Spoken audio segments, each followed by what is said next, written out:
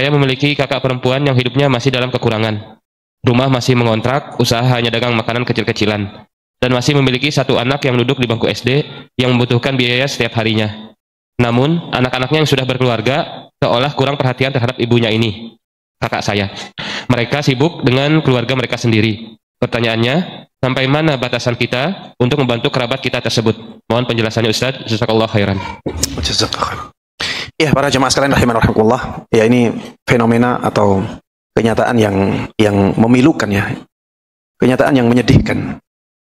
Dan ini banyak terjadi di masyarakat.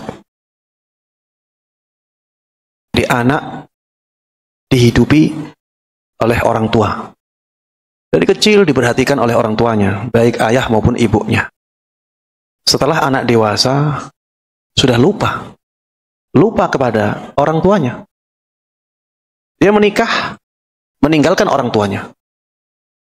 Kalau hanya jauh, tapi terus menjaga hubungan kekerabatan, masih bagus ya.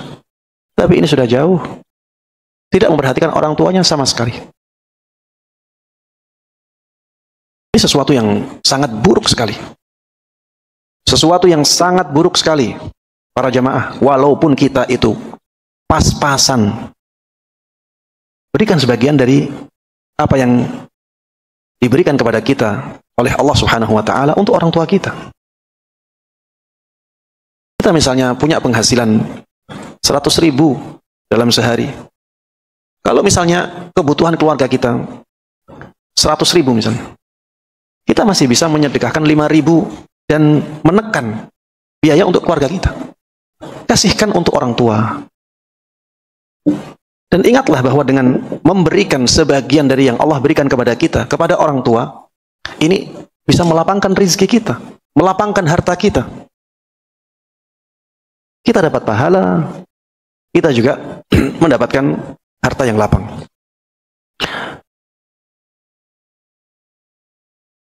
Tidak ada dari kita yang menginginkan kenyataan yang seperti itu.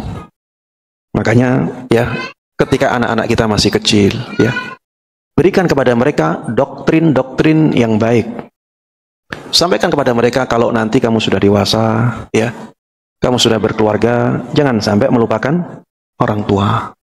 Nanti orang tua akan sampai pada keadaan di mana dia lemah, di mana dia tidak bisa bekerja lagi. Semakin tua, orang tua semakin lemah, semakin tidak pintar mencari rizki. Maka bantu orang tua ketika itu. Kita kasih doktrin ini kepada anak, walaupun mereka masih kecil. Itu akan diingat oleh anak. Dan para jemaah sekalian rahimanallah, fenomena, kejadian, kenyataan yang tidak baik itu ada sebabnya. Dan bisa jadi sebabnya adalah memang kesalahan orang tua. Bisa jadi. Bisa jadi dulu orang tuanya juga tidak baik kepada orang tuanya. Bisa jadi orang tua tersebut dulu tidak mengarahkan anaknya untuk ingat kepada orang tuanya saat orang tuanya membutuhkan mereka. Akhirnya jadinya seperti itu. Tapi yang jelas, ketika keadaan sudah terjadi, maka kita harus mencari solusi. Ketika misalnya, ya, kita punya saudara, dia punya anak, anak-anaknya tidak perhatian kepada saudara kita ini, dan kita mampu membantu-bantu. Kita punya kemampuan untuk membantunya, bantu. Ustadz itu anak-anaknya malah jadinya mengandalkan kita, walaupun keadaannya seperti itu. Bantuan kita tetap bernilai apa? Pahala. Bantuan kita tetap bermakna silaturrahim, yang tadi banyak sekali keutamaan-keutamaannya. Nantinya, ya, kita cari solusi bagaimana agar anak-anaknya menjadi perhatian kepada orang tuanya. Misalnya, dengan memberikan kepada mereka nasihat-nasihat, dikumpulkan anak-anaknya. Tanpa orang tuanya, kumpulkan anak-anaknya. Kasih nasihat. Atau datangkan ustadz. Datangkan ustadz kalau kita nggak bisa, menasihati mereka. Kumpulkan anak-anaknya tanpa ibunya.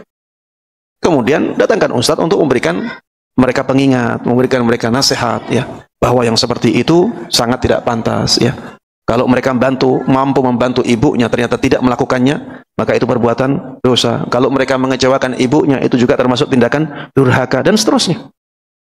Ya, sehingga ya saudara kita tersebut mendapatkan solusi dari masalahnya, ya, kebutuhan untuk anaknya bisa tercukupi dari kita, kemudian anak-anaknya juga nantinya bisa sadar akan kesalahan mereka dan bisa memperbaiki di hari-hari berikutnya. Ya, demikian. Wallahu ta'ala a'lam.